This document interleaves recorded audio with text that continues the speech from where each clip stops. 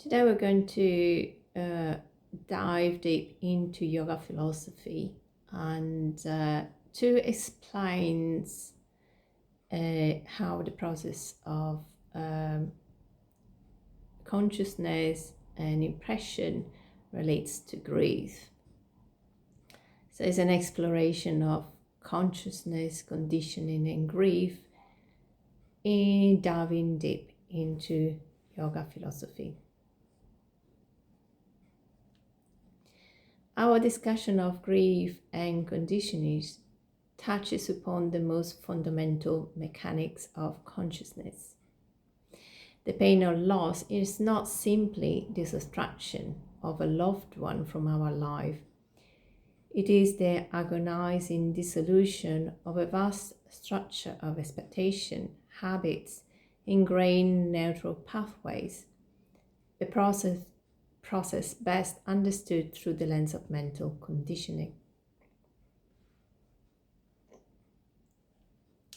To illuminate this process, let us consider a powerful analogy. I learned this analogy in one of my trainings, and I found that this analogy very, very powerful to grasp how memories, conditioning and patterns are created, and therefore also pain and grief. So we're talking about the discernment of consciousness, the helicopter metaphor. Imagine our conscious awareness as the powerful headlight of an helicopter hovering in the night. The ground beneath is a massive expansion of activity, our entire brain and nervous system. The myriads of little men at work in the darkness represent all the unconscious, autonomic, sensory and background processes of the brain that are constantly functioning, like regulating heartbeat, processing peripheral sensory data, or filtering out ambient noise. These are just a few examples. There's so much more that we don't even know 100% of the activities. The headline represents our current conscious attentions of awareness. It can only focus on a tiny portion that is illuminated on the ground by the helicopter, the headlights, in any given moment. This discernment is essential for survival. Our brain must prioritize the information that falls into the light to allocate resources, manage emergencies, and execute complex goal-oriented action. What is in the darkness is still active, but we are not consciously aware of it. What is the conditioned response and reaction? When the helicopter headlights shines upon a specific area, a task, relationship, a skill, you're learning, when you're at school, for example, the little men on the ground, our neural resources, attention span, and emotion centers are instantly recruited to that lit area. This marks the beginning of conditioning. So you can consider that also when you do any physical activity, any sport training, and so on. If the light stays in the area and the same activity is repeated, say we interact with a loved one or perform a skill or follow a routine, the little men learn through repetition. They stop waiting for the light to tell them what to do and begin digging a trench between themselves and the central activity. The conditioned response is the automatic, rapid recruitment of resources. For example, hearing a familiar voice immediately recruits all the memory and emotional center associated to that person. So the conditioned response is the one that has been learned. And as soon as something happened, it's the same as you've been trained for, the response is automatic. And that the conditional reaction, when a change occurs, depends person, for example, is not there, the recruiter resources, the little man in the trenches, are suddenly left without the expected job, causing internal chaos and emotional output, the reaction. So in here we're going to dive into what is, we call it in Sanskrit, Samskara, the formation of impression. In yoga philosophy, these mental trenches are called samskaras, deep mental impression of residual potency left by past thought, words, or deeds. The strength of the samskara is determined by the intensity and repetition of the experience. And in modern world, we just consider that like trauma, or we often just focus on trauma. It's much more, can be a very helpful thing. It doesn't have to be negative and painful. And so here is important the repetition, continuous repetition of a thought or relationship or an action. So the headlight repeatedly illuminated in the same spot makes the trench deeper and wider, recruiting more men, establishing a permanent, efficient highway of expectation. This creates a lasting impression. So, for example, that's why when there is a smell, a particular smell, it could be like a perfume, immediately brings you back memory attached to that smell, sense of smell. And likewise, a procrastination is also given by this kind of impression. So and that comes with fear, the procrastination and fear expectations. So a violent event, a singular, intensely emotional or traumatic event, a sudden crisis or a violent acute loss, can act like an emotional seismic shock, momentarily recruiting all possible men on the ground, carving an immediate lasting impression, a deep, wide trench that is just as powerful as years of gentle repetition.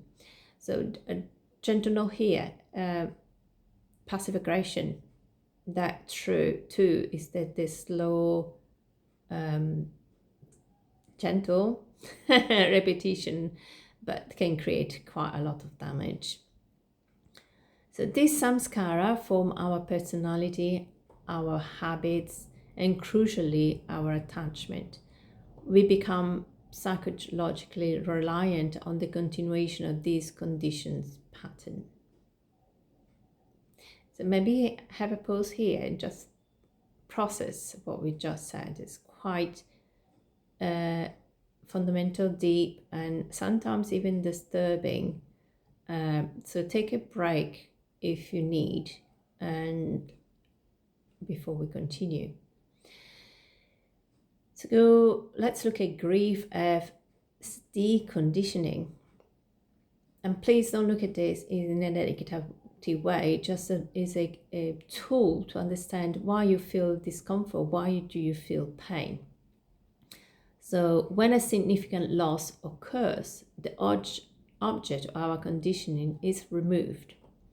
The massive network of samskaras, the superhighway of expectation, suddenly has nowhere to go.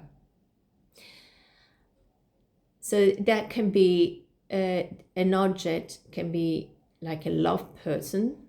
So the conditioning that we had is to love this person. So it's the emotion of love, of happiness.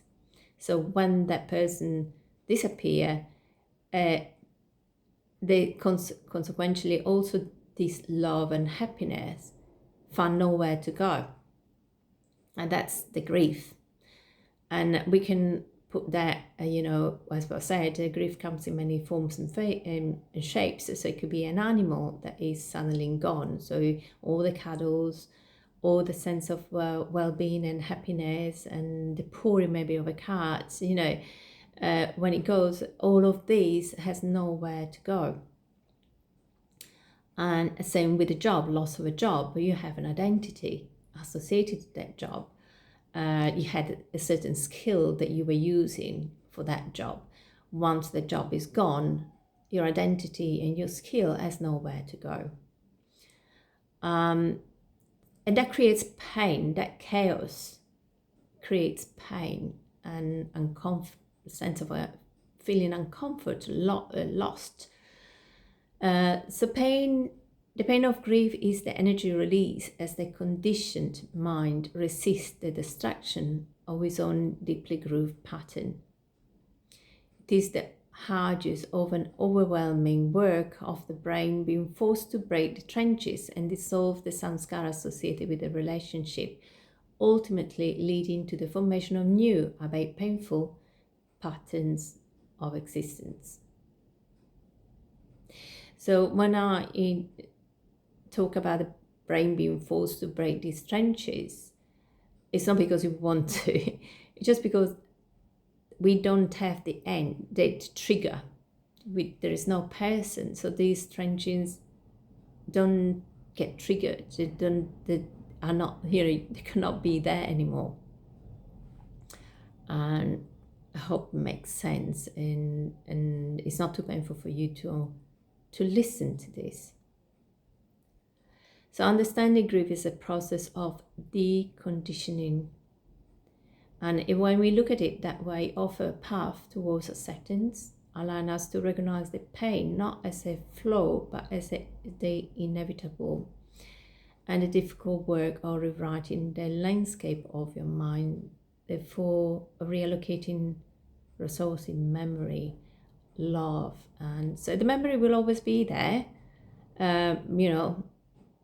but is not triggered anymore and reinforced. That's what's happening.